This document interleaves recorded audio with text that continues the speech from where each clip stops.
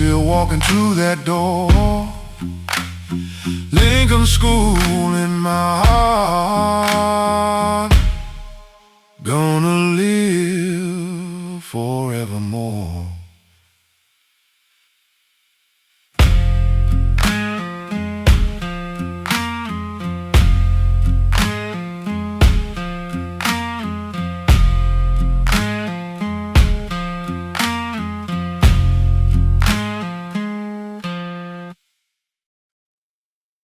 Part 1.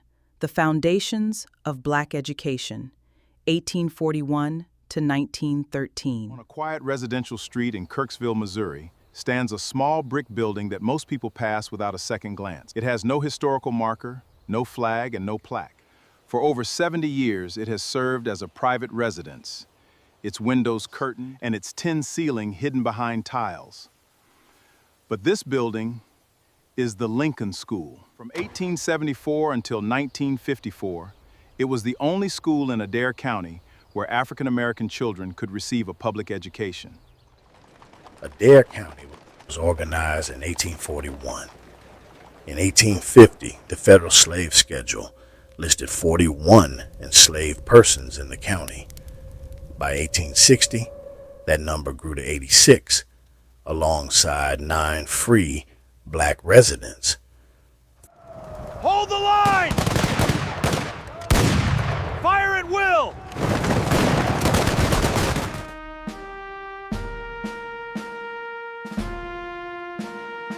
Following the Civil War and emancipation, the 1870 census recorded 143 Black citizens living in Kirksville, many of them children. Missouri law required a public school for African American children wherever 15 or more eligible students lived in a district. It was an all-black school, Missouri. Here, education persevered despite segregation. Let us begin our lesson for today. Kirksville reached that number in 1874, establishing the Lincoln School in temporary quarters. In 1877, 2 adjacent city lots on West Wilson Street were donated to the school district, and a white L-shaped wooden schoolhouse was built. That original structure stood for 37 years. What stands there today was built later in 1914 due to shifting national tides. Following the Civil War, the 13th, 14th, and 15th Amendments secured the rights of formerly enslaved people. However, they did not address whether the races could share public facilities. This silence became a loophole. Throughout the 1870s and 1880s, states established white supremacy through Jim Crow laws. In May 1896, the U.S. Supreme Court's Plessy versus Ferguson ruling created the separate but equal doctrine, making racial segregation the law of the land for the next 58 years. We don't serve your kind here. Can't you read the sign? In much of America, separate was real, but equal was a fiction. Yet in Kirksville, the local community honored the promise of equality.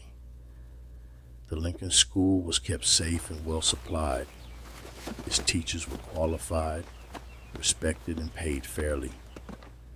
Local newspapers reported on the school's graduations, honor rolls, and programs in the same columns as white schools. The earliest records from April 1881 in the Kirksville Graphic praised the school's closing exercises as a complete success. Ladies and gentlemen, I present to you the graduating class. In 1886, Professor William Harrison Frakes arrived. A graduate of the Lincoln Institute in Jefferson City, Frakes married Lucy Tolles, and together they taught at Lincoln School for 23 years. Under Frakes, enrollment reached 65 students across grades 1 through 8. Since the nearest black high school was 25 miles south in Macon, Missouri, The Kirksville district paid their tuition, though families had to arrange transportation and boarding. 8th grade graduations were major community events. In May 1898, the ceremony drew a diverse crowd of both colors, featuring essays, recitations, and music by a colored orchestra.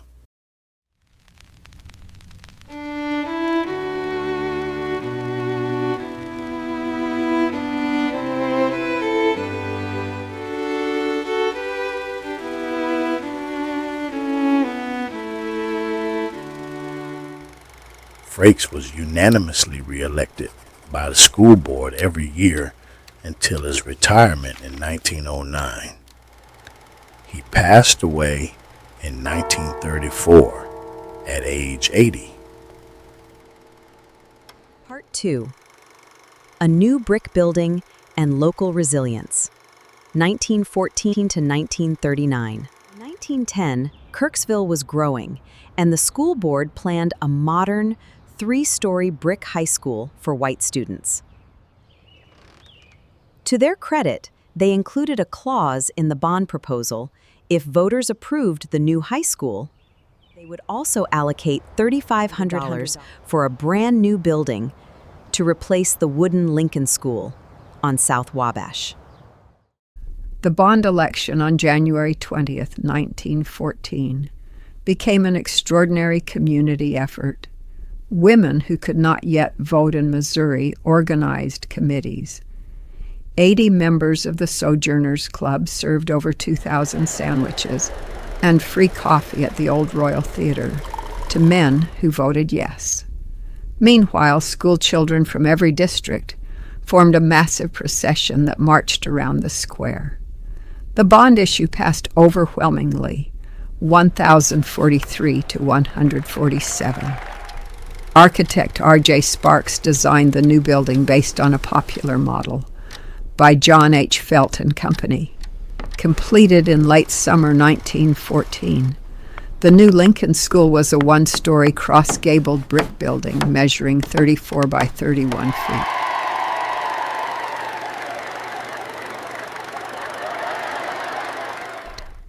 It featured a raised basement, an attic, 13 main floor windows, and a beautiful Palladian fanlight vent above the front door.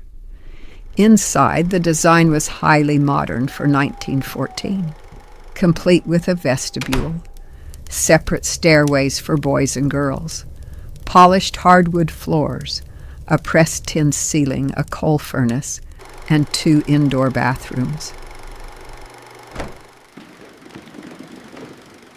Welcome to your classroom. Here we will build your future. Just as the building neared completion, the current principal, Professor Herbert C. Richardson, passed away at age 38. To replace him, the board hired Charles Bertram Johnson, a 33-year-old minister, poet, and Lincoln Institute graduate. Johnson served until 1919. Despite losing 2 young wives to tuberculosis during his tenure, he published a poignant book of poems in 1918 called Songs of My People, which remains in print today. In the ensuing decades, Lincoln School became deeply woven into Kirksville's civic life. In May 1925, students participated in a citywide cleanup contest.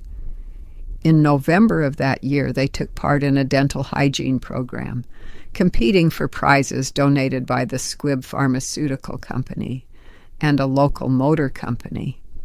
By 1928, a state inspector praised Lincoln as one of the best colored schools in the state.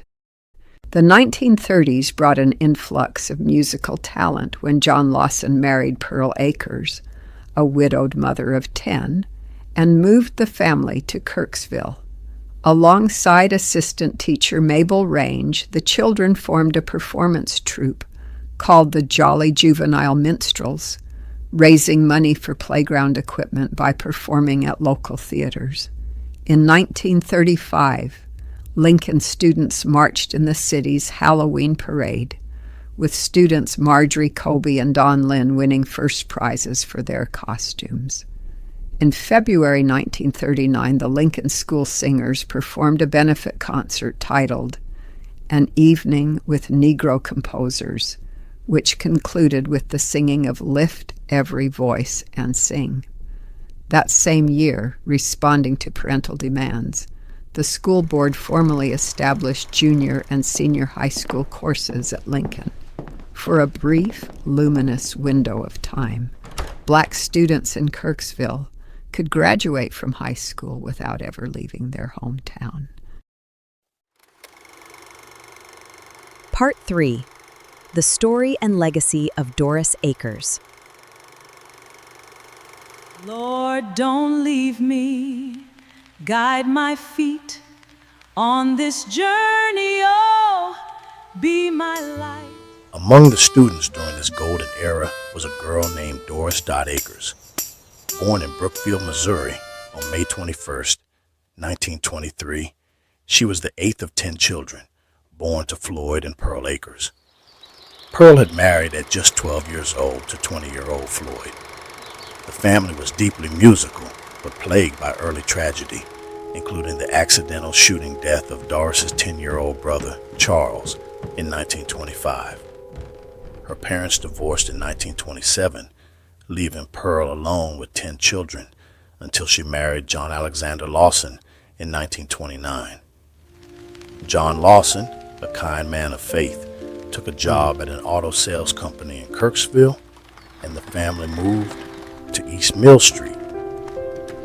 An accomplished pianist, John taught like that, 5-year-old Doris 3 basic chords on the piano. Now play the That last was all she needed. The family joined the African Methodist Episcopal Church on South Main Street, where Doris first felt the spiritual fire that shaped her music. At age 10, she wrote her first gospel song, Keep the Fire Burning in Me, the first of more than 500 tracks she would compose. Doris possessed miraculous innate talent. After dreaming one night that she was playing a hit Tommy Dorsey trumpet solo, she woke up, picked up her brother's trumpet, and played it perfectly from memory.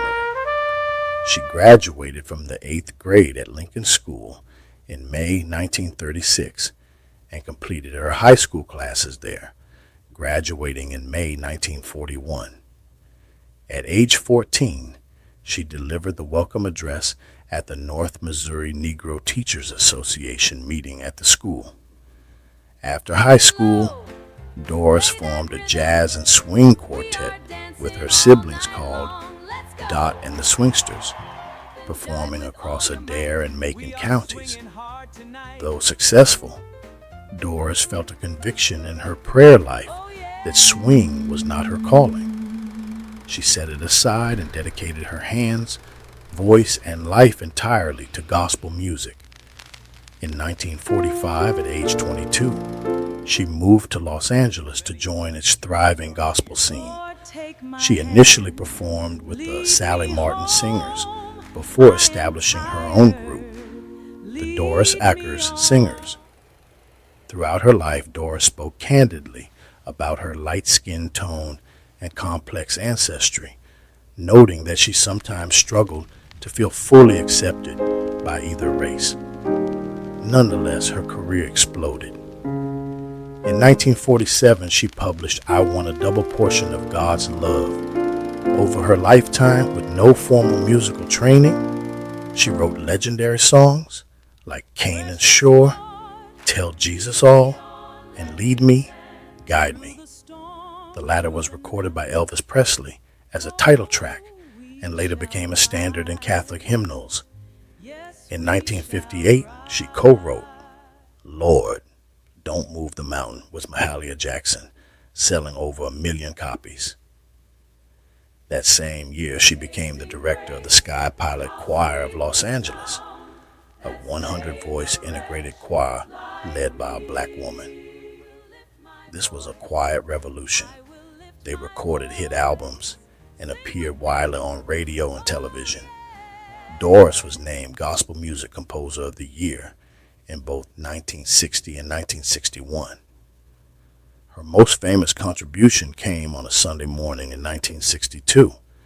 Feeling the choir had not prayed enough before a service, she stopped rehearsal to pray again.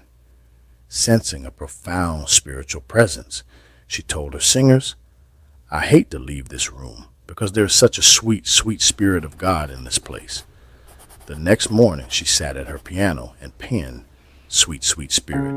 It became one of the most beloved gospel songs of the century. In 1976, Kirksville held a Doris Akers Day for the American Bicentennial. Doris returned home, drawing a crowd of 20,000 people to a town of fewer than 17,000. In 1992, the Smithsonian Institution honored her as the foremost black gospel songwriter in the United States.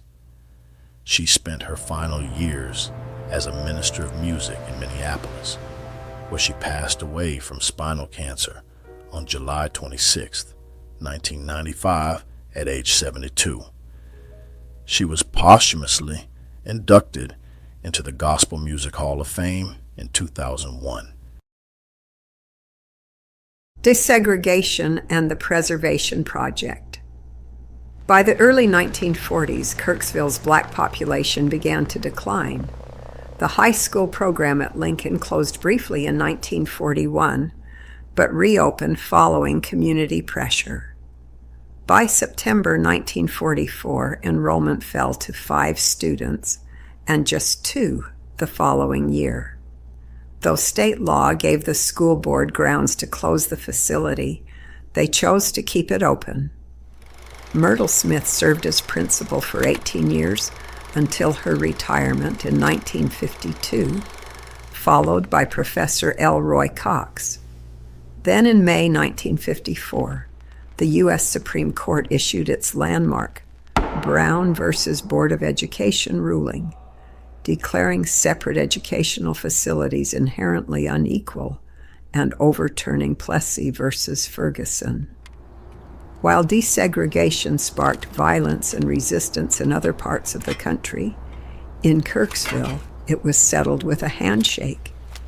Shortly after the ruling, Superintendent O. Wayne Phillips visited Clyde Johnson, Sr., a respected Navy veteran and longtime employee of the Kirksville Daily Express, whose son attended Lincoln School. When asked how they should handle integration, Johnson replied simply, "Do it immediately. Don't wait." The school board voted to integrate immediately for the 1954 to 1955 school year. That September, the 8 remaining students of Lincoln School seamlessly transitioned into local integrated junior high and elementary schools without protest. The September 14, 1954 issue of the Kirksville Daily Express noted casually, "Lincoln School has been boarded up with the end of segregation. 80 years of educational history was closed in a single sentence. In 1960, the building was sold via sealed bid and converted into 2 apartments. Interior walls were added, ceilings were lowered, and the original hardwood floors and pressed tin ceilings were covered over.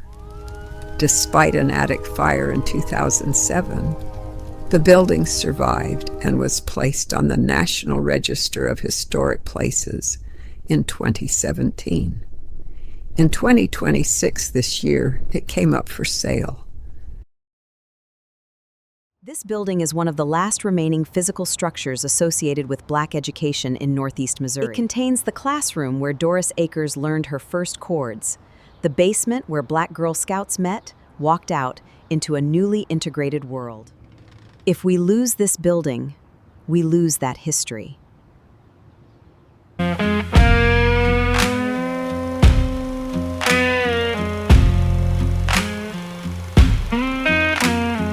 Oh, I can hear them children still walking through that door. Lincoln School in my heart.